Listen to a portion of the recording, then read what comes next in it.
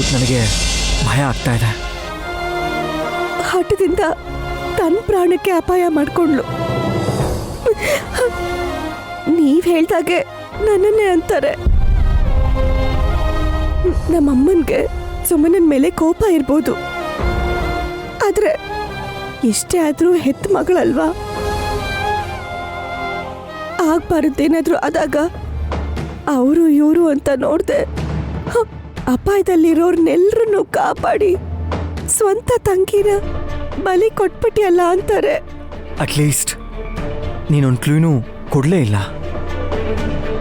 ಕೊಟ್ಟಿದ್ದಿದ್ರೆ ಸುಮನನ್ನ ತಡಿಬೋದಾಗಿತ್ತು. ನನಗೆ ಗೊತ್ತಾಗಿದ್ದಿದ್ರೆ ನಾನು ಯಾಕೆ ಸುಮ್ಮನೆ ಇರ್ತಿದ್ದೆ ಯಜಮಾನ್ರೆ? ಅದ್ಗೆ ವಿಕ್ರಾಂತ್ ಅವರೇ, ಸುಮ್ಮನೆ ಹೇಗಿದ್ದಾಳೆ? ಸಾರಿ ಅದ್ಗೆ. ಅಂದ್ರೆ ಎಲ್ಲ ನನ್ನ ದುರಾದೃಷ್ಟ. ಏನಾಯ್ತು ಅಂತ ಹೇಳೋ. ಪ್ರಾಣ ಹೋಗಿದ್ರೆ ಪೀಡ ತೊಲಗ್ತು ಅನ್ಕೋತಿದ್ದೆ, ಬದುಕ್ಬಿಟ್ಲಂತೆ. ಏಯ್ ಇಡಿಯಟ್, ಹುಚ್ಚೇನಾ ನಿನಗೆ? ಅವಳು ಪ್ರಾಣ ಹೋದ್ರೆ ಚೆನ್ನಾಗಿರ್ತಿತ್ತು ಅನ್ಕೋತಿದ್ಯಾ? ದೆವ್ವ ಮೆಟ್ಕೊಂಡವ್ರ ಥರ ಆಡೋಳವಳು ಮೊದಲೇ.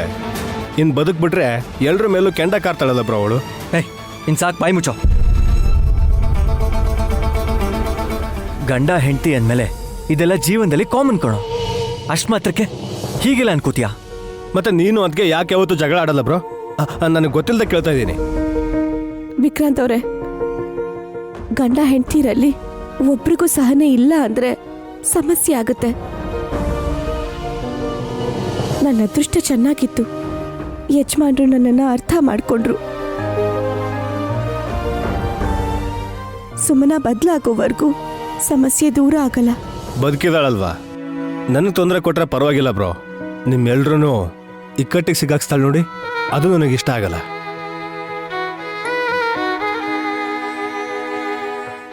ಅಮ್ಮವ್ರೆ, ಸುಮನ ಬದುಕ್ಬಿಟ್ಲು.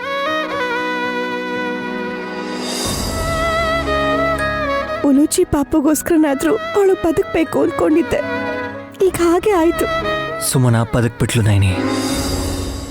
ಈಗಿನ್ನ ನಿನ್ ಪ್ರಾಣ ಉಳಿಸ್ಕೋಬೇಕು.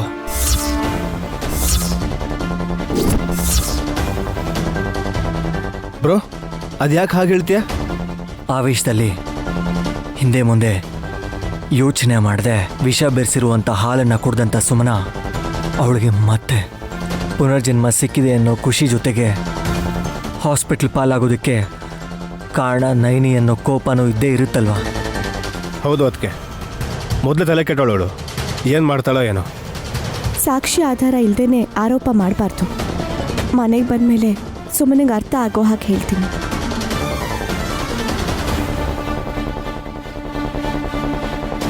ನೈನಿ ಅನ್ಕೊಂಡಷ್ಟು ಈಸಿಯಾಗಿ ನಿನ್ನ ಹೆಂಡತಿ ಅರ್ಥ ಮಾಡ್ಕೊಳಲ್ಲ ಕಣೋ. ಹೌದು ಬ್ರೋ, ಏನು ಮಾಡೋಣ ಅಂತೀಯ?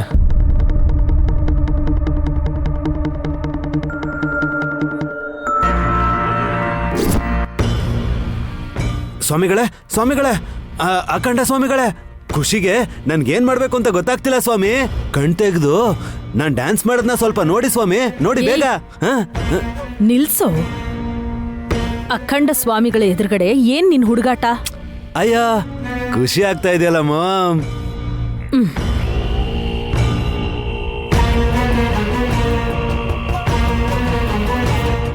ಕಾರಣ ಏನು ಅಂತ ತಿಳ್ಕೋಬಹುದಾ? ನೈನಿಗೆ ದೃಷ್ಟಿ ಹೊಟ್ಟೋಯ್ತು ಸ್ವಾಮಿ. ಏನ್ ಹೇಳ್ತಾ ಇದ್ಯಾ? ಅವಳು ತ್ರಿನೈನಿ, ಅವಳ ದೃಷ್ಟಿ ಹೇಗೆ ಹೋಗುತ್ತೆ?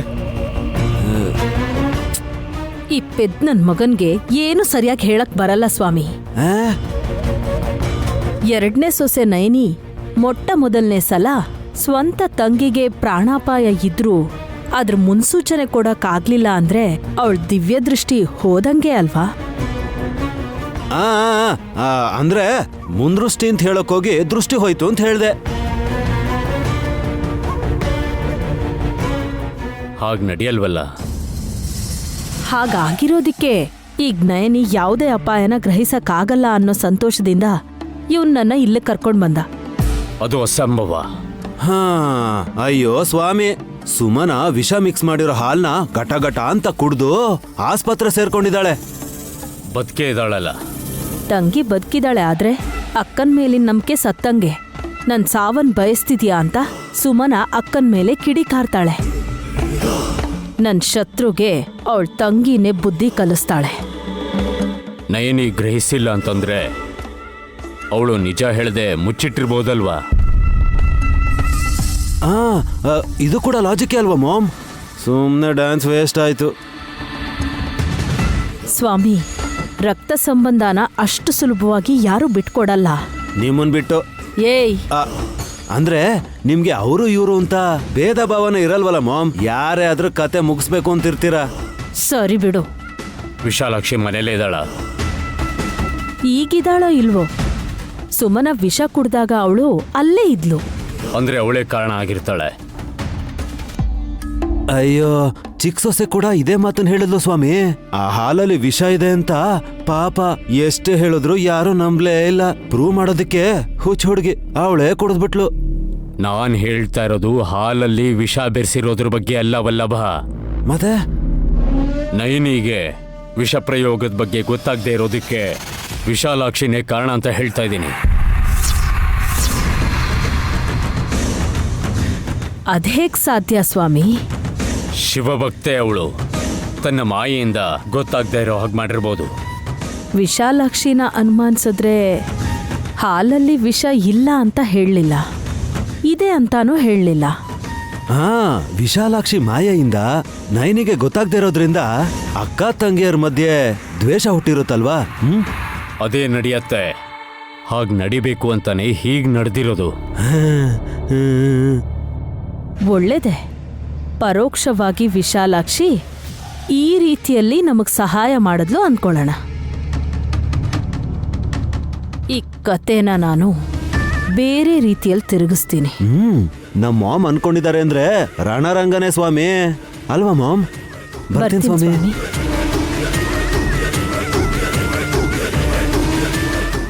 ಆಡೋರು ನೀವು, ಆರ್ಸೋರು ಇನ್ಯಾರು?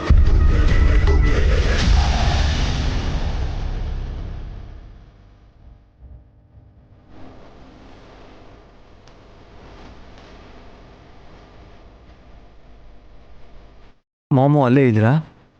ಇಲ್ಲ ಬ್ರೋ, ಕೆಲಸ ಇದೆ ಅಂತ ವಾಪಸ್ ಹೋದ್ರು. ಸುಮನ ಜೊತೆಗೆ ಹಾಸಿನೇತ್ಗೆ ದುರಂದರತ್ತೆ ಮತ್ತೆ ಮಾವ ಇದ್ದಾರೆ. ಆಯ್ಸಿ.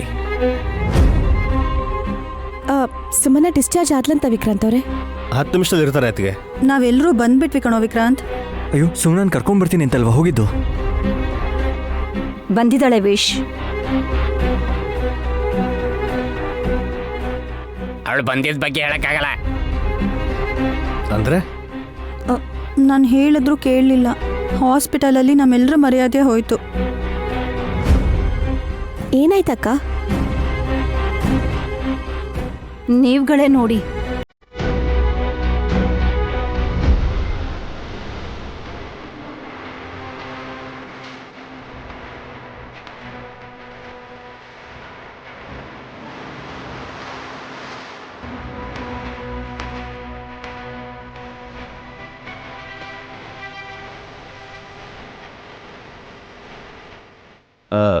ಮಾಮ್, ಯಾರು ಬಂದಿರೋದು ಹೊಸದಾಗಿ? ಯಾವಾಗ್ಲೂ ಸುಂದರವಾಗಿ ತಯಾರಾಗೋ ಸುಮನಾನೇ ಕಣೋ. ಈ ಅವತಾರದಲ್ಲಿ ಬಂದಿದ್ದಾಳೆ. ಓ, ಇದು ಹೊಸ ರೀತಿ ಫ್ಯಾಷನ್ ಡ್ರೆಸ್ಸಾ? ಸಿಟ್ಟು ಮಾಡ್ಕೊಂಡಿದ್ದಾಳೆ. ನೀವು ಮತ್ತೆ ಕೆಣಕಕ್ಕೆ ಹೋಗ್ಬಿಡಿ. ಸುಮನ, ಏನಿದು? ಏನಾಗಿದೆ ನಿಂಗೆ? ನನಗೇನಾಗಿದೆ? ಈಗ ತಾನೇ ಪಿಕ್ನಿಕ್ ಹೋಗಿ ಬಂದೆ ಅಕ್ಕ.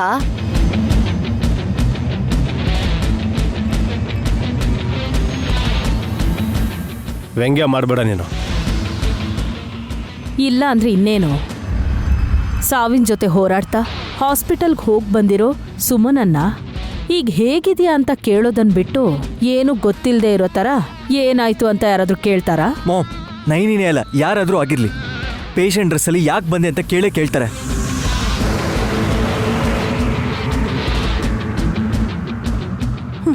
ಹುಚ್ಚುಗಿಚ್ಚೇನಾದ್ರೂ ಹಿಡಿದಿದ್ಯಾ ಅನ್ನೋ ಹಾಗೆ ಕೇಳ್ತಾ ಇದ್ರು ಅಷ್ಟೇ.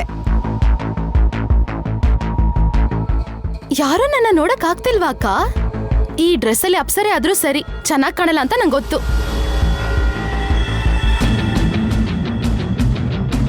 ಮತ್ತೆ ಯಾಕೆ ನೀನು ಹೀಗೆ ಬಂದೆ? ಬೇಡ ಕಣೆ ಸುಮ್ಮಿ, ನೀನ್ ಈ ತರ ಹೋದ್ರೆ ಜನ ನಿನ್ನ ವಿಚಿತ್ರವಾಗಿ ನೋಡ್ತಾರೆ ಅಂತ ಬೇಡ್ಕೊಂಡೆ ಹಾಸ್ಪಿಟಲ್ನಲ್ಲಿ. ನೀನ್ ಕೇಳಿದ್ಯಾ? ಸೆಕ್ಯೂರಿಟಿ ಅವರು ನಮ್ಮನ್ನ ಹಿಡ್ಕೊಂಡ್ಬಿಟ್ರು ವಿಶಾಲು. ಡಿಸ್ಚಾರ್ಜ್ ಸಮರಿ ಜೊತೆ ಗೇಟ್ ಪಾಸ್ ತೋರಿಸೋವರೆಗೂ ನಮ್ಮನ್ನ ಬಿಡ್ಲಿಲ್ಲ. ಆ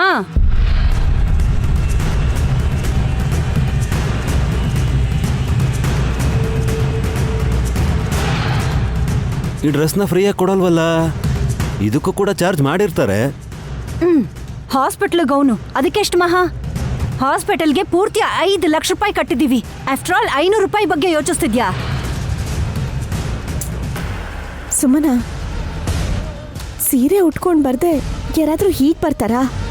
ನಾನಿನ್ನೂ ಬದುಕೇ ಇದ್ದೀನಿ ಅಂತ ನಿನಗೆ ಗೊತ್ತು ಮಾಡ್ಸಕ್ಕೆ ನಾನು ಹೀಗೆ ಬಂದೆ.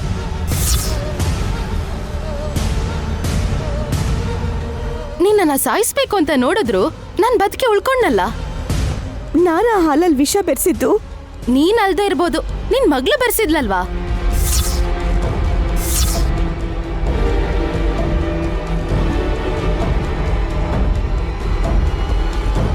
ಗಾಯತ್ರಿ ಗಾನವಿ ಹೇಗ್ ಬೆರೆಸ್ತಾರೆ ಸುಮನಾ? ಮಗ್ಳು ಅಂದ್ರೆ ಹೆತ್ತೋಳು ಅಥವಾ ದತ್ತು ಮಗಳಲ್ಲ ಅಕ್ಕ. ಅಮ್ಮ ಅಂತ ಕರೆದ ತಕ್ಷಣ ಮನೆ ಒಳಗ್ ಬಿಟ್ಕೊಂಡ್ರಲ್ಲ, ಆ ಶಿವ ಭಕ್ತೆ.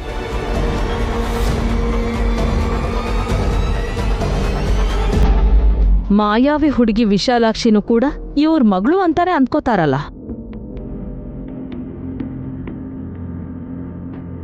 ಸುಮ್ಮನ ಯಾಕೆ ಸಾಯಿಸ್ಬೇಕು ಅನ್ಕೊಂಡ್ರು ಅಂತ ನನ್ಗೆ ಅರ್ಥನೇ ಆಗ್ತಿಲ್ಲ. ಬಲ್ಲವಾ, ವಿಶಾಲಾಕ್ಷಿ ಹಾಗೆ ಮಾಡಲ್ಲ. ಮೋಸ್ಟ್ಲಿ ಇದು ಬೇರೆ ಯಾರ್ದೋ ಕೆಲಸ. ನಾನೇ ವಿಷ ಬೆರೆಸಿ ನನ್ ಪ್ರಾಣ ನಾನೇ ತೆಕ್ಕೊಳಕ್ ನೋಡ್ತೀನ ವಿಶಾಲ್ ಬಾವ?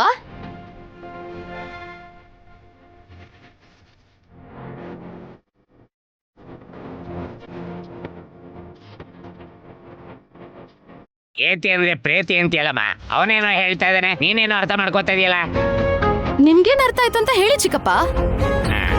ಗುರ್ತು ಪರಿಚಯ ಇಲ್ದಿರೋರ್ನ ಏನಾದ್ರೂ ಅಪಾಯ ಬಂದ್ರೆ ಕಾಪಾಡ್ಬೇಕು ಅಂತ ಓಡ್ ಹೋಗೋ ಈ ಮಹಾತಾಯಿಗೆ ಸ್ವಂತ ತಂಗಿ ನಾನು ವಿಷ ಬೆರೆಸಿರೋ ಹಾಲು ಕುಡಿತಾ ಇದ್ರು ಕುಡಿಬೇಡ ಅಂತ ಯಾಕೆ ತಡಿಲಿಲ್ಲ? ಅಂದ್ರೆ ನನ್ ಸಾಯ್ಲಿ ಅಂತ ತಾನೆ?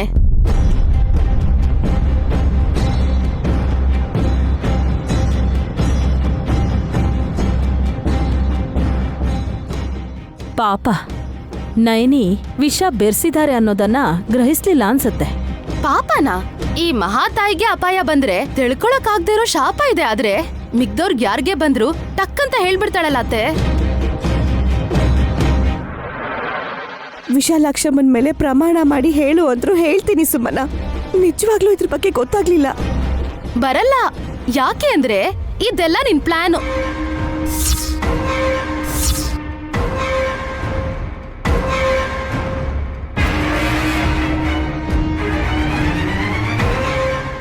ಏಯ್, ಏನೇ ಪ್ಲಾನು? ತಲೆ ಕೆಟ್ಟೊಳಗೆ ಮಾತಾಡ್ಬೇಡ. ನಾನ್ ಪೂರ್ತಿ ಹೇಳೋವರ್ಗೂ ನೀವ್ ಮಧ್ಯದಲ್ಲಿ ಮಾತಾಡ್ಬೇಡಿ. ಏಯ್, ಹೊಡಿತಾನೆ ಕಣೆ ವಿಕ್ಕಿ. ಸಾಯಿಸೋಕೆ ನೋಡ್ದವ್ರು ಹೊಡೆಯೋದೇನ್ ದೊಡ್ಡದಾ?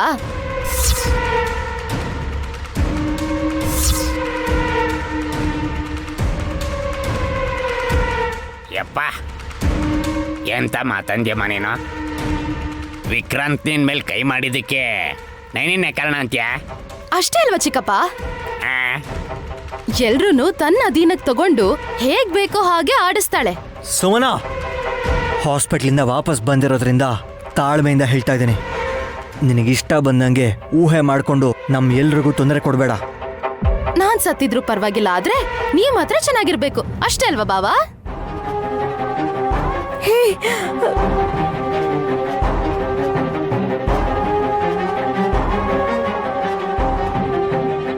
ನಿನಗೆ ಹೇಗೆ ಹೇಳಿದ್ರೆ ಅರ್ಥ ಆಗುತ್ತೆ?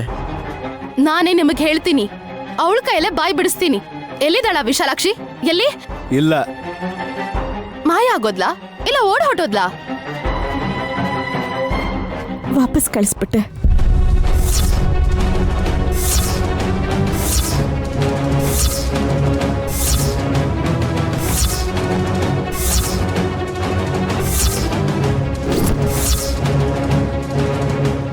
ಏನಮ್ಮ ನೈನಿ,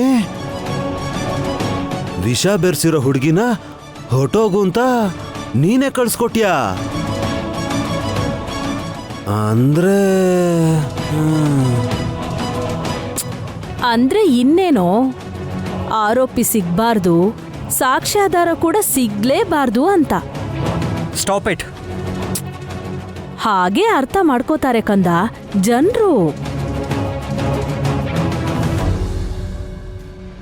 ಅಷ್ಟೆಲ್ಲ ಯಾಕತ್ತೆ? ನಮ್ಗೆ ಕ್ಲಿಯರ್ ಆಗಿ ಅರ್ಥ ಆಗ್ತಿದ್ಯಲ್ಲ.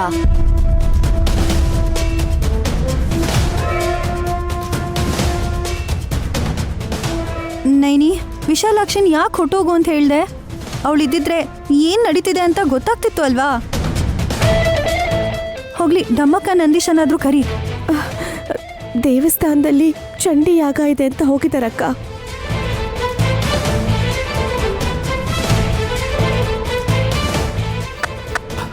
ವಾ, ಮಾಯಾವಿ ಹುಡುಗಿನ ವಾಪಸ್ ಕಳಿಸಿ ಅವ್ರ ಶಿಷ್ಯಂದ್ರನ್ನೆಲ್ಲ ದೇವಸ್ಥಾನ ಕಳ್ಸ್ಕೊಟ್ಯಾ ನೈನಿ? ಯಾಕೆ ಸುಮನ ಬದುಕಿ ಸೀರೆ ಉಡ್ಬೇಕು ಅಂತನಾ?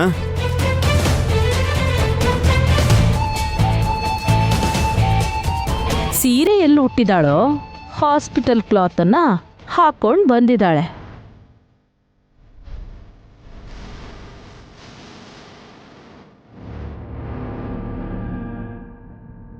ನೀನ್ ಹಾಗೆ ಹೇಳಿದ್ರೆ ಸುಮ್ಮನಾಗಿ ಇನ್ನೂ ಸಿಟ್ಟೇರತ್ತೆ ಅತ್ತಿಗೆ. ಅಯ್ಯೋ, ಅವಳಿಗೇನ್ ಸಿಟ್ಟು ಬರಿಸ್ತಾ ಇಲ್ಲ.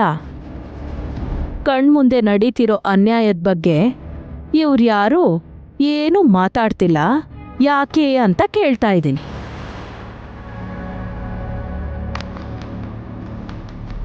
ನಾನ್ ಬದುಕ್ಬೇಕು ಅನ್ನೋ ಆಸೆ ಏನಾದ್ರೂ ಇದ್ದಿದ್ರೆ ವಿಷಯ ಕೊಡ್ತಿದ್ರು ಅತ್ತೆ. ಸುಮನ, ದಯವಿಟ್ಟು ಇನ್ನೊಂದ್ಸಲ ಆ ಮಾತು ಹೇಳ್ಬೇಡ. ನೀನ್ ಒಳಗ್ ಹೋಗು. ಹೋಗ್ತೀನಿ, ಆದ್ರೆ ಒಂದು ಮಾತು ನೆನ್ಪಲ್ಲಿಟ್ಕೋ. ನಾನ್ ಸತ್ರೆ ನನ್ ಮಗಳು ಅನಾಥೆ ಆಗ್ತಾಳೆ. ಅವಳೇನೇನಾದ್ರೂ ಪಾಪ ಅನಾಥೆ ಅಂತ ದತ್ತು ತಗೊಂಡ್ರೆ ನಿನ್ ಕೈಲಿ ಅವಳನ್ನ ನೋಡ್ಕೊಳಕ್ಕಾಗಲ್ಲ. ಏಯ್ ಸುಮನ, ಸ್ಟಾಪ್ ದಿಸ್ ನಾನ್ಸೆನ್ಸ್. ಅರ್ಥ ಇಲ್ಲೇ ಮಾತಾಡ್ಬೇಡ. ಕಣ್ಣು ಮುಂದೆನೆ ಕಾಣಿಸ್ತಿದ್ಯಲ್ಲ ಬಾವಾ, ಅರ್ಥ ಇಲ್ಲ ಅಂತ ಯಾಕೆ ಹೇಳ್ತಿದ್ದೀರಾ? ಆ ಮಗುಗೆ ಬಿಸ್ಕೆಟ್ ತಿನ್ಸ್ತಿರ್ತಾಳ ನಮ್ಮಕ್ಕ. ನನ್ ಮಗ್ಳಿಗೆ ಹಾಲು ಕೊಟ್ಟಿದ್ದಾಳ.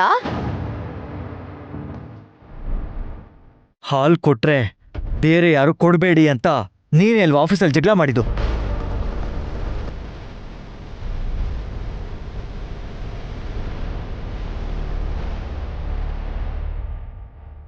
ವಿಶಾಲ್, ಮೊಂಡರ ಜೊತೆ ವಾದ ಮಾಡೋದ್ರಿಂದ ಉಪಯೋಗ ಇಲ್ಲ, ಬಿಟ್ಬಿಡು. ಹೆಣ್ಣೆ ಆಗಿದ್ರೆ ಈ ವೇಷದಲ್ಲಿ ಹೊಸಲು ತುಳಿತಾ ಇರಲಿಲ್ಲ ನೀನು. ನಾನೇನ್ ಸೀರೆ ಉಡ್ಲಿಲ್ಲ. ನಿಮ್ ವಿಶಾಲ್ ಬ್ರೋ ಅವ್ರಮ್ಮ ಗಾಯತ್ರಿ ದೇವಿ ಸತ್ತೋದ್ಮೇಲೂ ಕೂಡ ಅವ್ರ ಸೀರೆ ಬದಲಾಯಿಸಿ ಹೊಸ ಸೀರೆ ಉಡ್ಸಿ ಸುಮಂಗಲಿಯಾಗಿ ಕೊನೆ ಕಾರ್ಯಗಳನ್ನೆಲ್ಲ ಮಾಡಿದ್ರು. ಮರ್ತ್ ಹೋದ್ರ ನೀವು? Please stop it Sumana. Mind your tongue.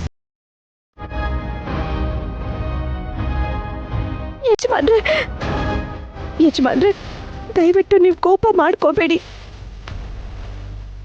ನನ್ ಮೇಲೆ ಈ ತರ ರೇಗಾಡೋದಲ್ಲ. ನನ್ ಮಗು ಅನಾಥೆ ಮಾಡ್ಬೇಕು ಅಂತ ಕಂಕಣ ಕಟ್ಕೊಂಡಿರೋ ನಿಮ್ ಹೆಂಡ್ತಿಗ್ ಬೈರಿ. ಇಲ್ ನೋಡಿ, ಇಲ್ಲಿ ಕೂತಿದ್ದಾಳಲ್ಲ ನಿಮ್ ಗಾಯತ್ರಿ, ಇವಳು ರೋಡ್ ಪಾಲಾದ್ರೆ ಅದ್ರ ನೋವೇನು ಅಂತ ನಿಮಗ್ ಗೊತ್ತಾಗತ್ತೆ. ಏಯ್, ನೀನ್ ನಡಿ ಆಚೆ.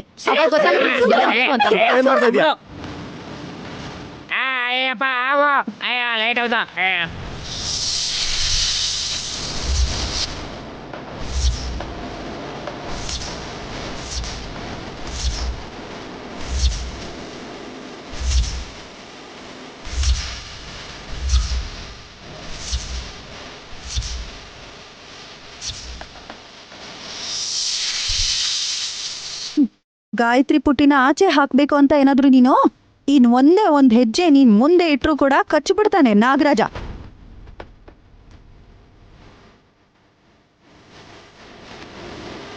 ಹೋಗೆ, ದೊಡ್ಡ ಮನಸ್ಸಲ್ಲಿ ಇಟ್ಕೊಂಡಿರೋ ಈ ಮಗು ಗಾಯತ್ರಿನ ಹೊಸಲು ದಾಡ್ಸೋ ಧೈರ್ಯ ನೀನು ಮಾಡು ನೋಡೋಣ.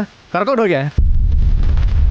ವಿಷ ಬರ್ತಿರೋ ಹಾಲು ಕುಡಿದ್ರೂ ಸಾಯ್ತಾ ಇರೋ ಅಂತ ನೀನು ಈ ವಿಷಪೂರಿತವಾಗಿರೋ ಹಾವು ಕಚ್ಚಿದ್ರೆ ಇವಾಗಲೇ ಇಲ್ಲೇ ಸತ್ತು ಹೋಗ್ತೀಯ. ಸತ್ತು ಹೋಗ್ಲೇಬೇಕು ನೀನು.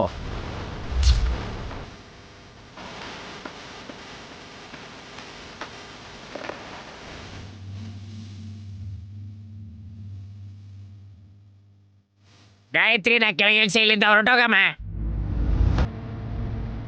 ನನ್ ಮಾತ್ ಕೇಳಿ ಸುಮ್ನೆ ಹಠ ಮಾಡ್ಬೇಡ ನೀನು. ಪಾಪು ನಿಲ್ಕೊಡಿಲಿ